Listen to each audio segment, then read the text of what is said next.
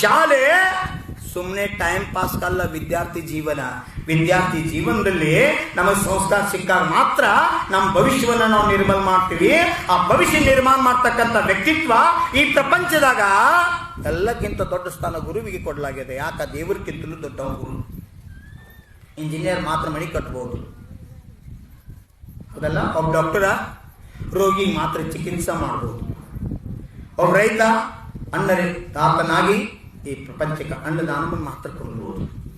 ಒಬ್ಬ ಸೈನಿಕ ದೇಶ ಸೇವೆಯನ್ನು ಮಾತ್ರ ಮಾಡಬಹುದು. ಒಬ್ಬ ಡ್ರೈವರ ನಿಮ್ಮನ್ನ ಯೋಗ್ಯ ಸ್ಥಾನಕ್ಕೆ ಹೋಗಿ ಮುಟ್ಟಿಸಬಹುದು.